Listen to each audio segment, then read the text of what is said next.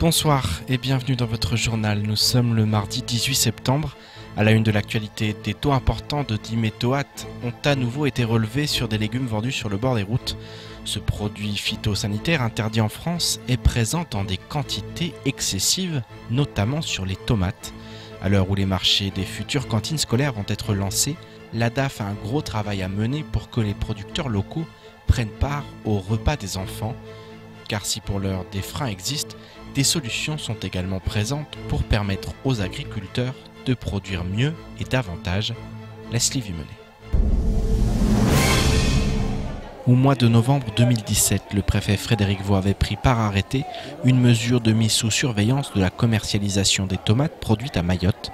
Cela faisait suite à des résultats d'analyse démontrant que certains producteurs locaux ont recours à un insecticide, le diméthoate, dont l'utilisation est prohibée en France. Dangereux pour la santé, il est utilisé sur le territoire dans des proportions dépassant l'entendement.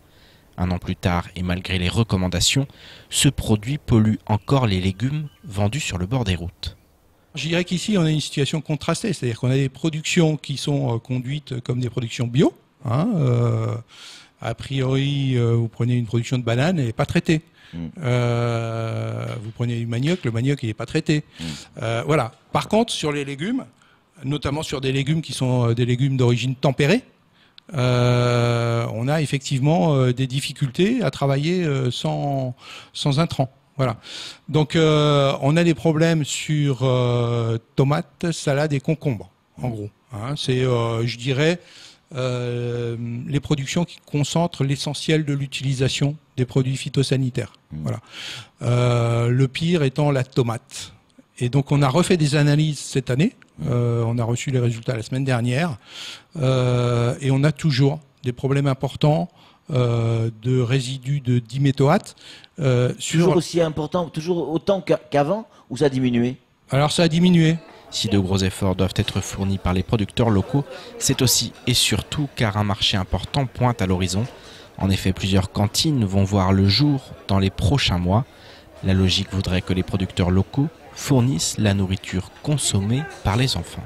Actuellement est discuté le projet de loi sur agriculture et alimentation. Oui. Dans le projet de loi agriculture et alimentation, ce qu'il a envisagé, c'est 50% de produits issus de l'agriculture biologique ou sous signe de qualité au niveau des cantines.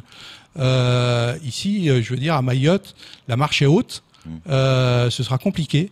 Donc je dirais qu'il va falloir que dans les textes d'application, on voit comment est-ce qu'on va y arriver progressivement pour essayer de rattraper les standards métropolitains dans un contexte qui est effectivement difficile. Aujourd'hui, ici, l'enjeu, c'est de remplacer la collation froide par le repas chaud. Afin de répondre aux futures exigences, un travail considérable va devoir être mené. Néanmoins, des solutions existent pour que les producteurs locaux jouent un rôle important dans ce développement des cantines. Il y a des solutions qui existent. Je dirais que notamment on a un programme européen qui est le programme POSEI qui finance en fait les surcoûts de la production locale. Et donc dans ce cadre-là, on mobilise des fonds à hauteur pour l'instant à peu près de 3 millions d'euros par an, mais qui vont pouvoir augmenter, et qui permettent de compenser les surcoûts de la production et d'arriver à un coût équivalent au coût d'une production importée. Le compte à rebours est désormais lancé, même si avant de prétendre nourrir les enfants, encore faut-il que tous les producteurs respectent les règles de base, telles que l'utilisation raisonnée des produits phytosanitaires. Deuxième jour de grève du côté de la direction des politiques scolaires et universitaires. Les agents restent toujours déterminés à obtenir un logiciel leur permettant de travailler dans de bonnes conditions. Ce matin, une commission d'attribution des bourses s'est tenue, malgré le mouvement. Les grévistes veulent montrer leur bonne volonté et forcer l'administration à prendre ses responsabilités. À l'heure actuelle, aucun étudiant ne touchera le moindre centime avant le mois de novembre, dans le meilleur des cas. Un sujet signé Daniel Deragakura et Leslie Vimenet. Chaque année, 15 millions d'euros sont versés aux étudiants boursiers du département. Près de 4000 jeunes sont en effet concernés, avec en moyenne 1200 élèves qui font leur première demande de bourse. Chaque année, les retards sont importants en raison d'un logiciel pas à la hauteur des enjeux. En cette rentrée et après d'énièmes promesses, les agents ont décidé de faire réagir l'administration. si aujourd'hui on a décidé de sortir dehors, c'est que vraiment, c'est un cri d'alarme. C'est un cri d'alarme parce que nous tous qui travaillons à la DPSU, notamment au service des bourses, nous avons des familles. On a des cousins, des neveux qui sont en métropole, qui font des études. On est inquiet aussi pour eux. Et c'est un cri d'alarme envers notre administration parce que ça fait trop longtemps. Ça fait trop longtemps qu'il y a des dysfonctionnements comme ça. Et à chaque fois, ce sont nous, les agents, qui ramassons. Ce n'est pas augmenter nos salaires, ni recevoir des primes, ou etc. On demande juste à ce qu'on nous donne ce qu'on nous a promis. C'est-à-dire? Vous, quand vous êtes ici à la matinale, chez vous, ici, vous avez un micro, vous avez un ordinateur, vous avez des ingénieurs, etc., de son et de montage. D'accord? Imaginons aujourd'hui, on vous enlève la régie. Vous faites quoi? S'ils se plaignent de leurs conditions de travail, les agents de la DPSU ne réclament pas de meilleurs salaires. Ils exigent un logiciel à la hauteur et souhaitent faire comprendre aux élèves que cette grève est dans leur intérêt. Nous, pour ne pas vous pénaliser, vous les étudiants, on a accepté de récupérer vos dossiers et de les instruire. Jusqu'aujourd'hui, l'administration nous avait promis un logiciel au mois d'avril, mai, juin, juillet, août, septembre. Il n'est toujours pas arrivé. On a fait un courrier, un préavis de grève qui a laissé 4 semaines à l'administration pour nous répondre, pour venir en parler. Ce n'est que vendredi dernier qu'ils se sont déplacés. Donc c'est pour ça que je dis à un moment donné, il faut que chacun ici assume sa responsabilité. Pour l'heure, pas un seul centime n'est en cours de versement sur les comptes des élèves boursiers. Et au regard de la situation, les étudiants et leurs familles vont devoir s'organiser pour faire face au retard à venir. Quand tout se passe bien, c'est 1 mois et demi. Donc que les choses soient bien claires. Aujourd'hui, si on était, il fallait qu'on travaille en temps normal. Aujourd'hui, on est le 18. Le 18 octobre, on allait recevoir la décision qu'elle allait nous revenir à la signature.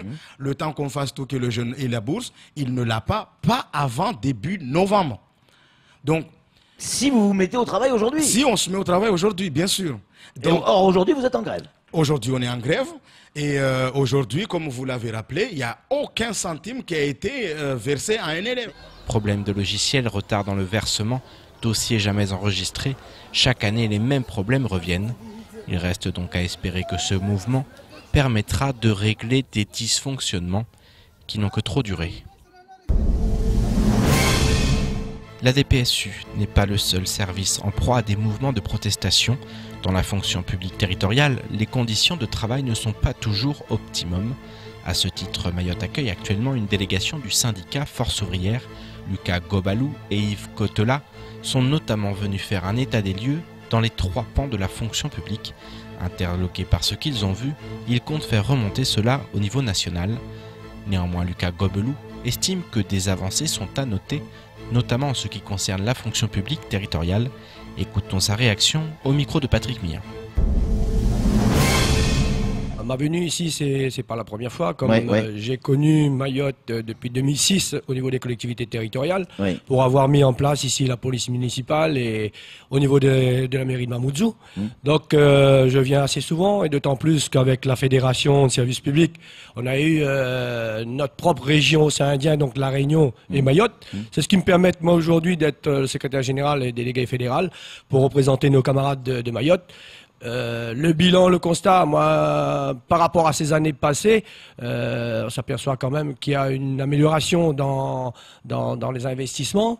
Mais au niveau du personnel communal, plus particulièrement, voilà, tout le fonctionnement, on se rend compte quand même que il y a du travail.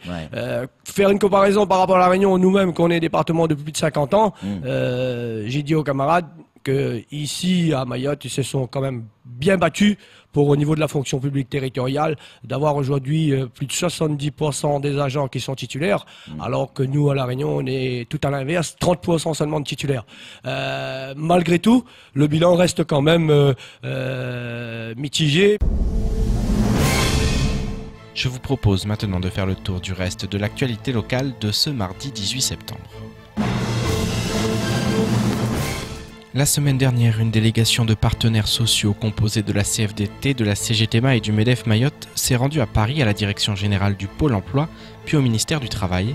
Le directeur général Jean Basser a présenté sa vision du pôle emploi qui deviendra officiellement régional d'ici le premier trimestre 2019. Comme l'avait annoncé le Premier ministre dans le cadre du plan de relance, cette institution ne dépendra plus de la Réunion. Cela implique par exemple que les services ressources humaines et finances seront basés à Mayotte. Le comité d'entreprise sera composé uniquement d'agents mahorais alors qu'il était précédemment fusionné avec celui de la Réunion. Par ailleurs, une nouvelle agence verra le jour dans le sud de l'île. La délégation s'est ensuite rendue au ministère du Travail avec le sénateur Thani Mohamed Soilihi. Selon la présidente du Pôle emploi, Carla Baltus, le ministère a montré sa volonté de mettre en place un pôle emploi autonome et adapté à chaque spécificité mahoraise afin de répondre au mieux à ses missions. Hier, des syndicats de l'éducation ont annoncé qu'ils allaient manifester pour réclamer l'ouverture du bureau des étrangers, afin notamment que les bacheliers qui le souhaitent puissent poursuivre leurs études en métropole. Le collectif de Mayotte a rapidement réagi suite à ce qu'il considère comme un affront. Il contre-attaque en ces termes, je cite, « Les écoles, les collèges, les lycées et l'université qui sont le fruit de longues luttes des Mahorais ne sera pas le système scolaire gratuit pour les Comoriens et payé par nos impôts. Nos enseignants doivent respecter leurs devoirs de réserve et ne pas s'ingérer dans un conflit international qui les dépasse en se laissant manipuler par les irresponsabilités de la CIMAD. » Pour conclure, le collectif lance cette phrase lourde de sens. Nous n'accepterons aucune provocation avec une manifestation pro-comorienne ni une insulte contre nos aînés. Mayotte vous regarde et vous êtes prévenus. Restez chez vous le 20 septembre. Les choses sont encore loin de rentrer dans l'ordre du côté d'Air Austral. Un vol au départ de Paris et à destination de Mayotte était prévu hier soir à 21h10. Suite à des retards, la compagnie portugaise iFly, affrétée par Air Austral, devait finalement décoller à 2h du matin. Néanmoins, la police a fait irruption dans l'avion pour débarquer un passager qui avait crié plus fort que les autres en salle d'attente. Les passagers se sont révoltés pour empêcher ce débarquement. La scène a duré une vingtaine de minutes. Au final, le passager a été débarqué et le commandant de bord a pris la décision d'annuler le vol, craignant des mouvements d'humeur de certains passagers. Air Austral explique que cette annulation s'est faite conformément aux procédures liées aux règles de sécurité d'iFly en raison d'un incident survenu avec un passager à bord.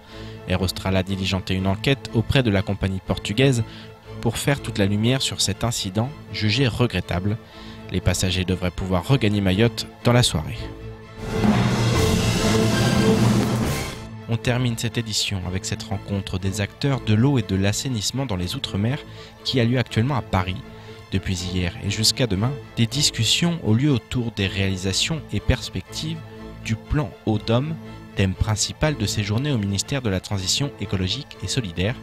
Plusieurs sujets sont débattus, tels que la gouvernance locale de l'eau ou encore la gestion de crise et l'amélioration de la résilience des services d'eau et d'assainissement. Moussa Bavi Mohamadi, le président du SIAM, est sur place. Un sujet signé de notre correspondant à Paris, Maurice Cessé, au montage Daniel Nderagakura. Les rencontres des acteurs de l'eau, de l'assainissement et de la biodiversité des Outre-mer ont débuté à Paris, à l'hôtel de Roquelaure. 200 acteurs de l'Outre-mer, élus et représentants des services des collectivités et de l'État sont sur place. François de Rugy, le ministre de la Transition écologique et solidaire, et Annick Girardin, la ministre des Outre-mer, sont également de la partie. Pour Mayotte, le président du SIAM a fait le déplacement, afin notamment de prendre connaissance du nouveau plan eau pour les DOM. Moi, personnellement, ça m'a permis de voir de comprendre les problèmes des autres dans toutes les DOM, de comprendre leurs problèmes, leur expérience. Et moi aussi, ça m'a permis de partager l'expérience au niveau de Mayotte. Je profitais de cette occasion pour parler de l'expérience sur la crise de l'eau qui s'est produite à Mayotte, de parler aussi d'entrer dans les détails du contrat de progrès parce que je pense que c'est quelque chose de très bien. Maintenant, il faut prendre en considération toutes les difficultés de l'eau et de l'assainissement de Mayotte, voire même du Dom-Tom. Pour les ultramarins, ce rendez-vous est l'occasion de partager les expériences et les difficultés rencontrées sur chacun des territoires. Grande surprise, on va largement mieux par rapport aux autres territoires et départements d'outre-mer au niveau eau et assainissement. Je pense que c'est vrai au niveau assainissement, on a des retards par rapport aux autres, mais au niveau eau, à ma grande surprise, j'ai compris aujourd'hui que nous sommes très bien. Si l'assainissement laisse à désirer, l'eau à Mayotte est de bonne qualité. Les derniers chiffres de l'ARS le confirment. En 2017, la qualité bactériologique de l'eau distribuée se maintient avec plus de 99% des prélèvements qui présentent des résultats conformes. C'est la fin de votre journal. Tout de suite, la suite de nos programmes. Bonne soirée, à demain.